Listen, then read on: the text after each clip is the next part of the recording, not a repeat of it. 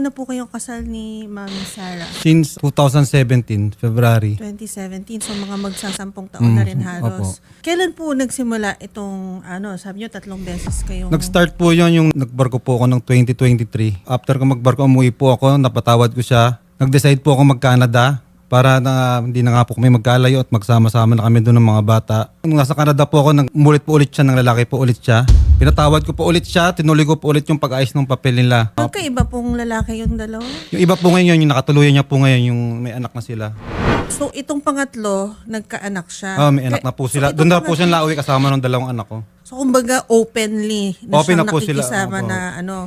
So ano pong napag-usapan ninyo? Nung kinompronta niyo po ba siya doon sa nangyari?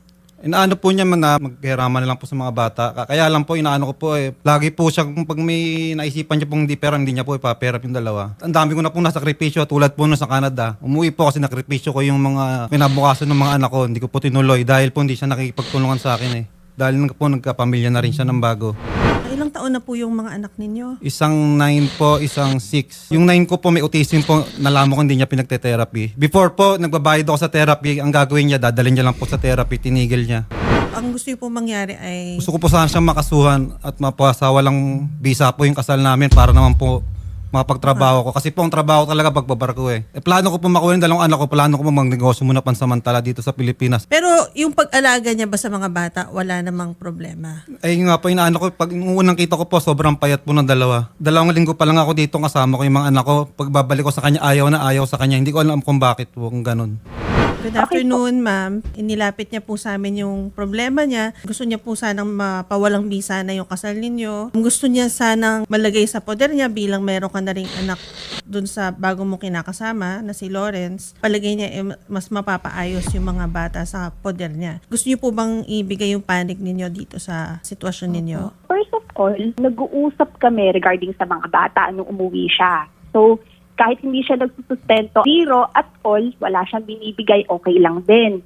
Shinolder na namin lahat. So umuwi siya dito, pinapatawag niya ako sa barangay, hindi ako humarap. In-email ko siya, sabi ko, anong kailangan mo? Hiramin ko yung mga bata.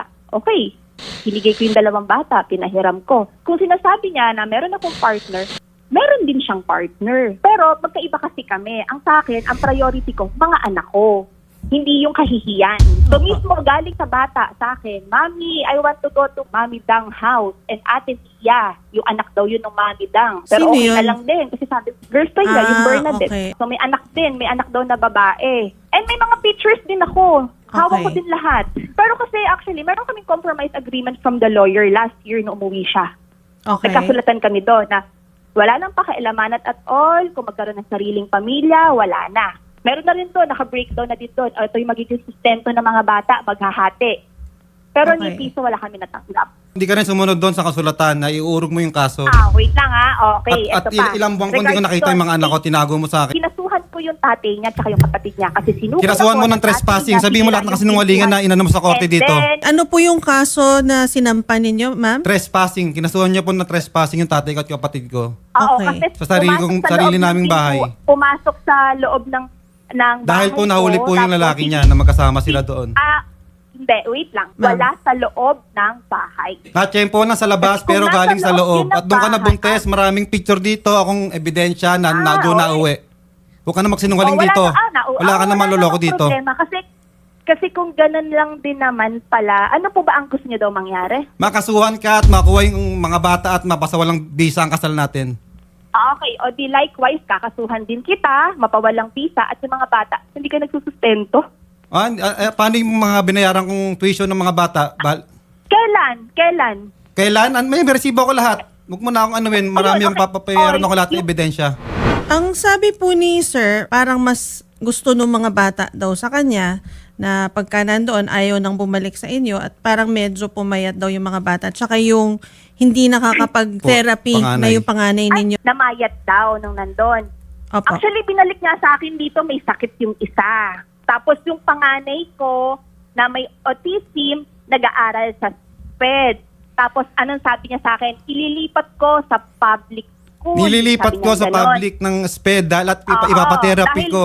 Kasi ang ginawa mo, pinasok mo lang kung saan na malapit sa inyo. Hindi. Wala naman Kasi alam mo natututunan. kung bakit- Wala ka naman eh. Actually, akala ko kapatay ka bigla ka lang napuno. Oh, yun nga, pinatay mo na. Ay, sa'yo na nanggaling Oo, po. yun Pinatay niya na ako Yun sa nga, mga anak kasi ko. Hindi ka naman nakikipag-communicate Ikaw, sa amin, may diba? ebidensya ako, Pero kinakontak kaya- kita. Ikaw kaya nag-block mo- sa akin. Kaya mo nga mag-post ng araw-araw ng My Day. Tsaka, diba, May- kaya ka nga nagpunta ng Canada para tulungan yung, magpasalamat ka pa sa magulang ko kasi tinulungan ka dyan. Niyalayo mo Oo. yung, ganyan po lagi yan. Niyalayo yung, pwede rin po ba siyang kasi maimbestigahan yun sa ang sakit ng totoo, narcissist yun ang na totoo, may problema diba? sa sarili? Actually, Miss Sarah and Sir Lyndon, actually parehas naman po kayong may pagkakamali dito. Ang pagkakamali po ninyo, Sir Lyndon, hindi po kayo nagbibigay ng sustento. Nagbibigay po ako. Pwede po tayong magpakita ng Marami po receipts. akong ebidensya po. Ang Miss Sarah, ang problema naman po kasi sa inyo, madam, meron kayong anak sa ibang lalaki. Oo, sige, opo. Actually, siya pa nga, nung umuwi siya nung huli, siya pa nga nagsabi, sige, magkaroon na tayo ng kasulatan, wala na tayong pakialamanan. Kaya ako umuo noon para iurong mo yung Mm. kaso sa papa. Dahil nag-aayos ako ng papel sa Oo. Canada, ayoko na magkakaso kahit sa inyo diba? sa inyo. Kasi pinaplano kong kuning... Wait lang, ganito na lang po. Kung gano'n na lang po, kung ano po yung gagawin po niya sa akin, gano'n na lang din po yung gagawin ko. Kung ano yung dapat kong gawin. Hindi pala siya tao kausap kasi nagkikita kami, umuwi siya dito, naghahatiran kami sa mga bata, okay yung pag-uusap namin, pakibili ng costume, yung anak ko nandito, sige, okay lang, wag mo nang ilipat, okay naman yung bunso namin sa school na to. Tapos biglang, wow, nandyan ka na. So kung ganun lang din naman, tuloy ang kaso ko sa vows. Gusto mo siyang kasuhan ng adultery, tapos kakasuhan ka rin niya. Kung ako lang talaga, sanang mapag-usapan natin dito kung merong maayos na usapan tungkol sa mga bata. Yun yung pinaka-concern ko na sana yung sa inyong dalawa kung ano man pagtalunan nyo, pero kung sana mayroong pag-asang magkasundo kayo dun sa sitwasyon ng mga bata.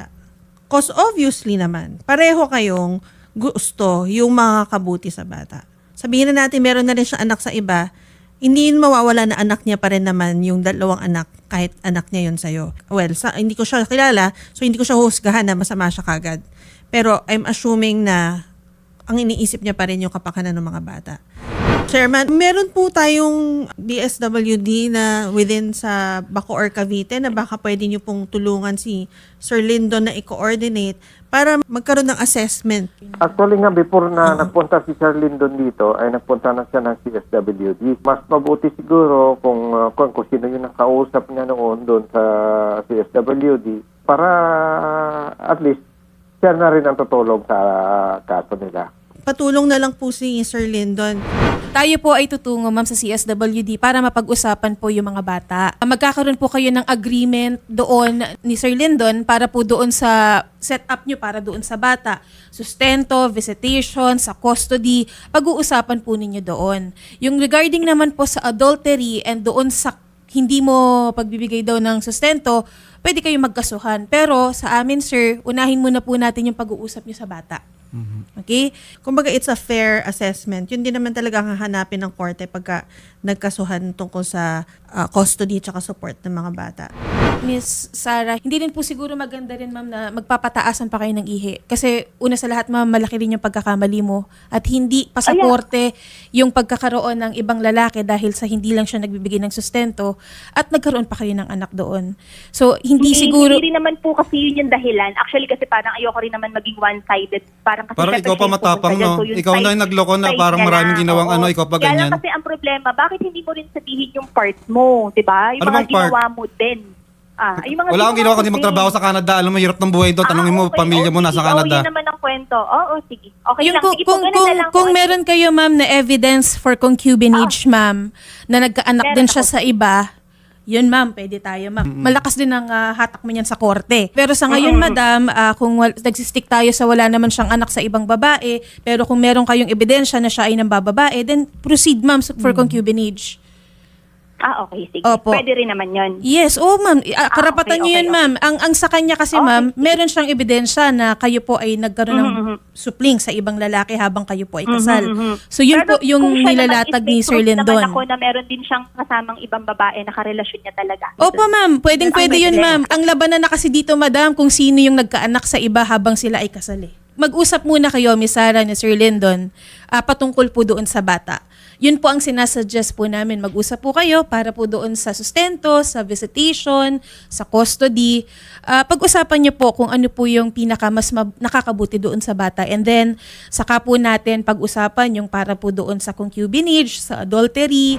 Miss Sarah and Sir Lyndon, sa schedule po natin to, we will make sure po na mapapabuti po ang lagay po ng mga bata. May reporter po si Senator Raffy na tatawag din po sa inyo para ma-assist din po kayo, ma'am. Salamat po, Miss Sarah, at maraming salamat po sa pagtanggap po ng aming tawag. May sir, may intervention naman po gagawin ng CSWD. And ayun, para mapag-usapan po yung custody and yung child Kasi po, support ngayon po. sigurado pag dadamot niya na yung galit. Pag ganyan po yung inaano niya. May kasal naman po kayo, sir. Okay? Sige po, sir. Salamat po.